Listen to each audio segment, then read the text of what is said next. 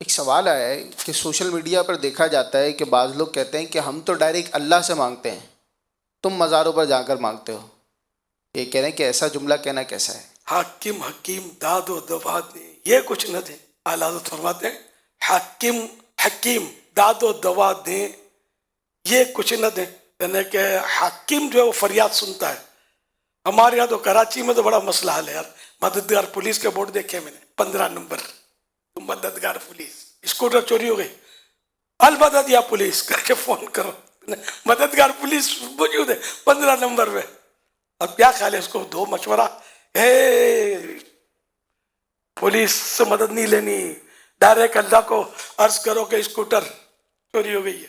حرج نہیں ہے اس میں اللہ کی بارگاہ میں عرض کرنے میں، لیکن مطلب یہ کہ ظاہر ہے کہ نظام بنا ہوا ہے کائنات کا، تو یہ نظام بھی تو چلے گا ہی نا یار، تو اس میں مطلب کوئی حرج نہیں ہے۔ قرآن کریم میں ہے کہ جب سکندر ذوالقرنین نے وہ دیوار بنائی نا، سد سکندری مشہور ہے، لوگوں سے آپ نے فرمایا اعینونی بقوہ، میری طاقت کے ساتھ مدد کرو۔ اب انہیں سمجھاؤ جا کے کہ یہ کیا کر دیا آپ نے، یا اللہ سے عرض کرتے یا اللہ تو ہی دیوار بنا دے، ان کو کیوں کہتے ہو؟ تو یہ مطلب دنیا کے نظام ہے، عالم اسباب، ایک دوسرے سے مدد کے بغیر تو کچھ بھی نہیں ہوتا۔ اگر ماں دودھ نہ پلائے تو یوں ڈال دے، کیا خیال ہے بچے کا ہوگا کیا؟ جو ہوگا آپ سمجھتے ہیں۔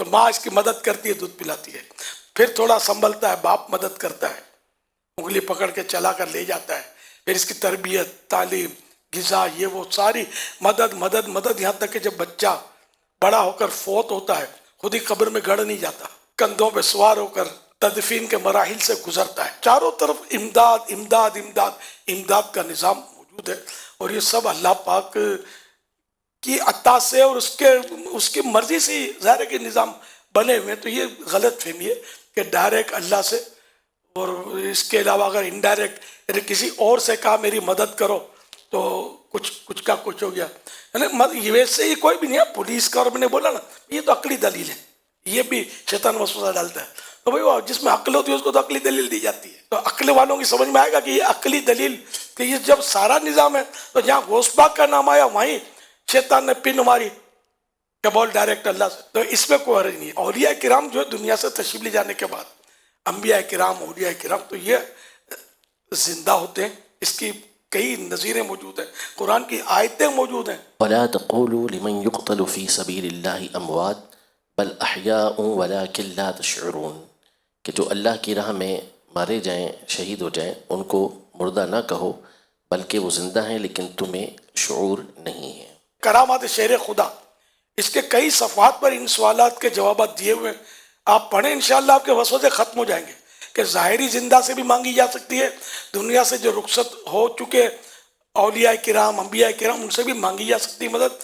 اس کی بالکل روایتیں موجود ہیں اور حدیثیں موجود ہیں، تو کوئی ایسا کنفیوژن جیسا مسئلہ نہیں ہے۔ امام بخاری، امام مسلم کے استاذ امام ابو بکر ابن ابی شیبہ رحمۃ اللہ تعالی علیہ، انہوں نے اپنی تصنیف المصنف کے اندر یہ روایت نقل کی ہے کہ حضرت سیدنا عمر رضی اللہ تعالیٰ عنہ کے دور خلافت میں قحط پڑا، تو حضرت سیدنا بلال بن حارث المزنی رضی اللہ تعالیٰ عنہ یہ بارگاہ رسالت میں، یعنی آپ علیہ الصلوۃ والسلام کی قبر انور کے پاس حاضر ہوئے اور آ کے عرض کی کہ اللہ سے ہمارے لیے بارش طلب کیجیے۔ تو نبی پاک صلی اللہ علیہ وسلم کے خواب میں آئے اور پھر ان کو بشارت دی کہ عمر سے جا کے کہو کہ تمہیں بارش دی جائے گی، اور پھر یہی ہوا کہ اللہ پاک کی طرف سے بارش برسائی گئی۔ یہ سب کیا ہے؟ یہ مددیں تو ہیں، مددیں بھی ہیں، غیب کی خبریں بھی ہیں، تو مطلب یہ سب طاقتیں اللہ نے دی ہیں، اللہ کی عطا سے سب کچھ ہے۔ اپنے آپ تو ظاہر ہے کچھ بھی کوئی نہ دے سکتا ہے، نہ مطلب ہے کچھ بتا سکتا ہے، سب کو اللہ نے جو بھی دیا، جتنا دیا تو وہ عطا کرتے ہیں۔